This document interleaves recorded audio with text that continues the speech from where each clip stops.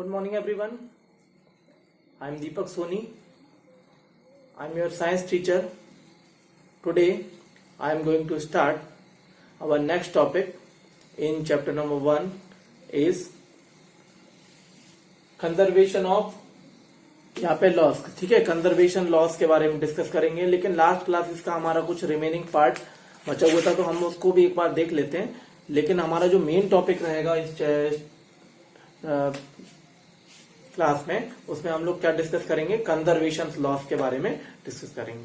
ठीक है, तो लास्ट क्लास का हमारा क्या रिमेनिंग था, यहाँ पे हमने लास्ट क्लास में स्ट्रॉन्ग न्यूक्लियर फोर्स और वीक न्यूक्लियर फोर्स के बारे में भी हम रिमेनिंग यहाँ पे डिस्कस कर लेते हैं.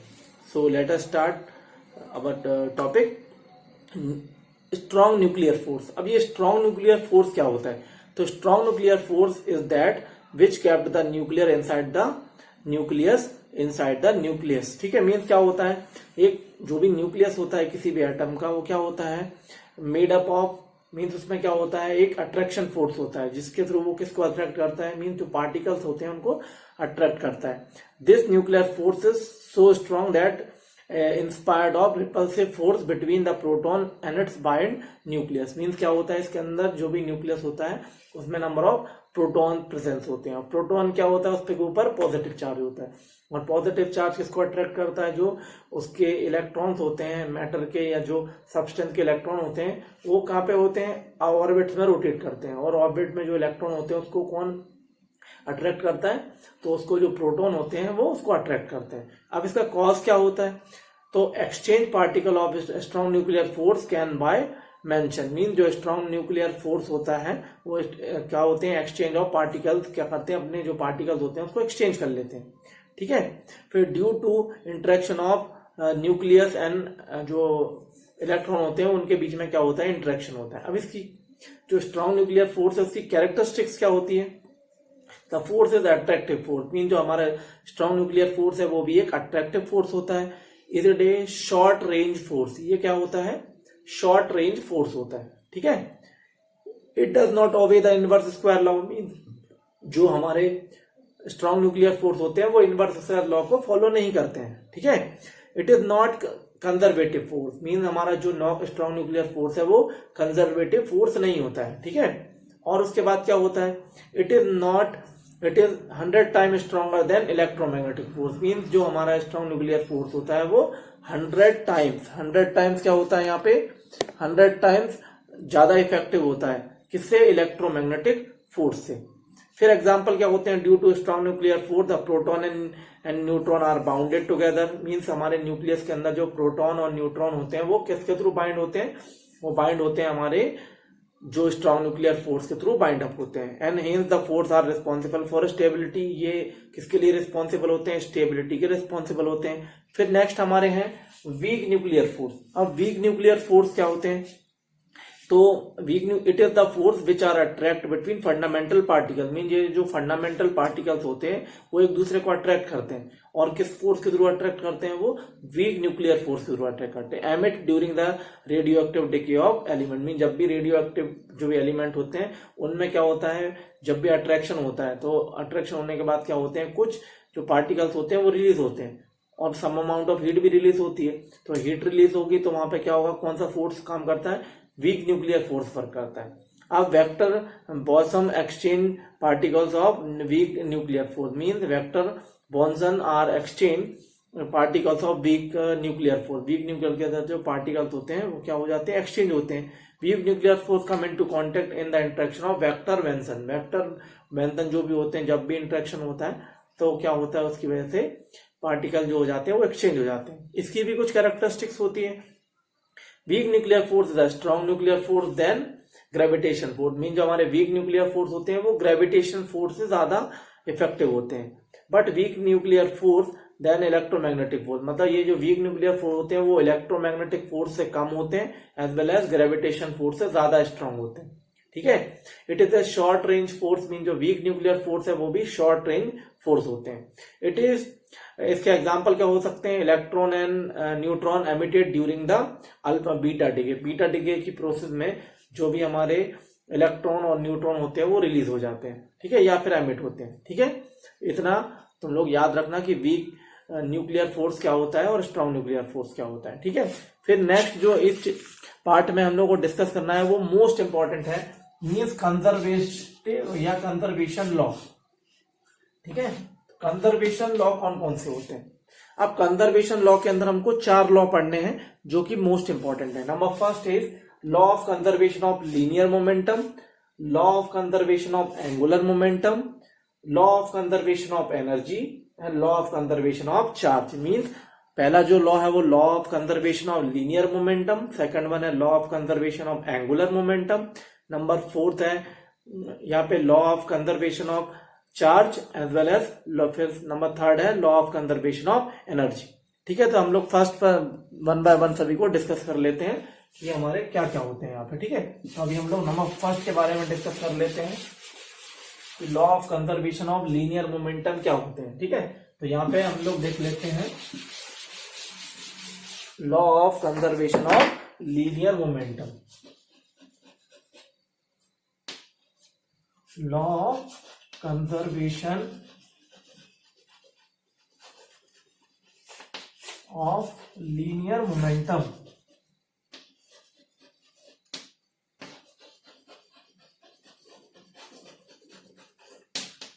ठीक है, law of conservation of linear momentum में क्या होता है, according to the law of conservation of linear momentum in the absence of external force, mean जब भी हम लोग एक्सटर्नल फोर्स अप्लाई नहीं करेंगे the linear momentum of the system remain constant. Mean जब भी हम लोग सिस्टम में कोई एक्सटर्नल फोर्स अप्लाई नहीं करते हैं तो क्या होता है, जो सिस्टम का लीनियर मोमेंटम होता है वो शुड बी कांस्टेंट। और हम linear momentum of the body is given by formula, mean जो linear momentum of the body उसको हम लोग किससे डिनोट करते हैं, P is equal to mv से डिनोट करते हैं।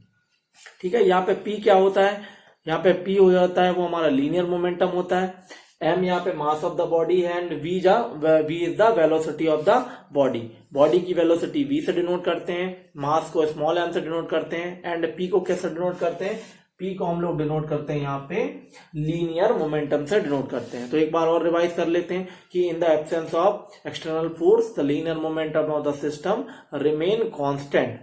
ठीक है, जैसे कि हम लोग एग्जांपल देख सकते हैं कि अगर बुलेट को हम लोग फायर करते हैं, जैसे कि मान को किसी गन से हम लोग बुलेट को फायर करते हैं तो क्या होती है, गन किस डायरेक्शन में मूव करती है, गन बैकवर्ड डायरेक्शन में मूव करती है। इसका मतलब क्या होता है, सिस्टम का जो लीनियर मोमेंटम होता है वो शुड बी कांस्टेंट। और एग्जांपल क्या हो सकते हैं, जो रॉकेट प्रोपल्शन होता है वो भी किसके प्रिंसिपल पर वर्क करता है, रॉकेट प्रिंसिपल, जो rocket propulsion is based on the principle of law of linear momentum. ठीक है, law of conservation of linear momentum के से वर्क करता है। ठीक है, फिर नंबर सेकंड हम लोग यहीं पे देख लेते हैं law of conservation of angular momentum. अगला जो लॉ है वो है एंगुलर मोमेंटम। ठीक है, law of conservation of angular momentum. अब law of conservation of angular momentum में क्या लिखेंगे हम लोग, according to the absence of external force, mean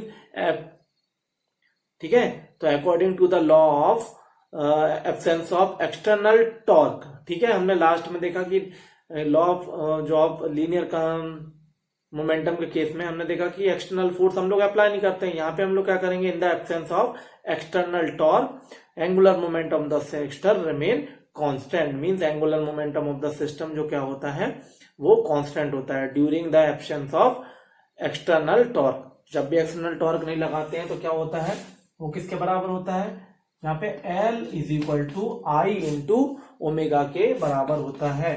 याद रखना, L is equal to I into omega, ये क्या होता है हमारा law of conservation of angular momentum. यहाँ पे L किससे डिनोट करते हैं, L इज यहाँ पे एंगुलर मोमेंटम, एंगुलर मोमेंटम।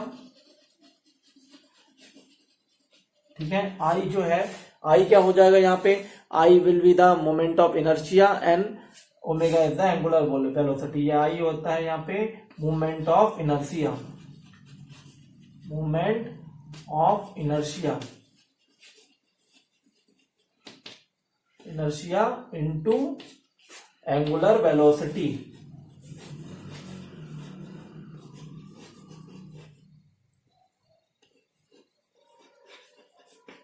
ठीक है, तो याद रखना कि जो हमारी law of conservation of angular momentum है वो किस पे ऊपर बेस्ड होता है, इन the absence of external field angular momentum of the system remain constant. इसका एग्जांपल क्या हो सकता है, तो when the planet moving in elliptical orbit, जब भी हमारे प्लैनेट इलिप्टिकल ऑर्बिट में मूव करते हैं, इट इज किससे मूव करते हैं, वो एंगुलर वेलोसिटी से मूव करते हैं। ठीक है, फिर नंबर थर्ड जो लॉ है वो हमारा है law of conservation of energy. ठीक है, नेक्स्ट है हमारा law of conservation of energy. और अब law of conservation of energy क्या होता है, ठीक है, तो law of conservation of energy को हम लोग डिनोट करते हैं यहाँ पे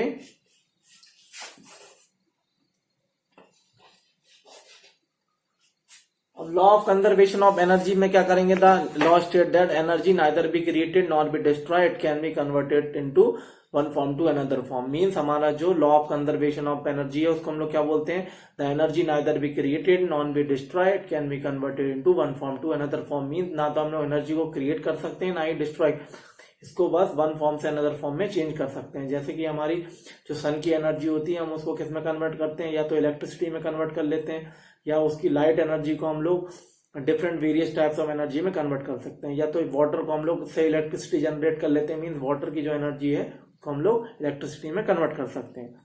और जैसे लाइट एनर्जी होती है, जैसे कि जो कैंडल होती है उसमें हम लोग क्या करते हैं, केमिकल एनर्जी को लाइट एनर्जी में कन्वर्ट कर सकते हैं। ठीक है, फिर हमारा जो लास्ट लॉ है वो क्या है, हमारा law of conservation of charge. Law of conservation of charge,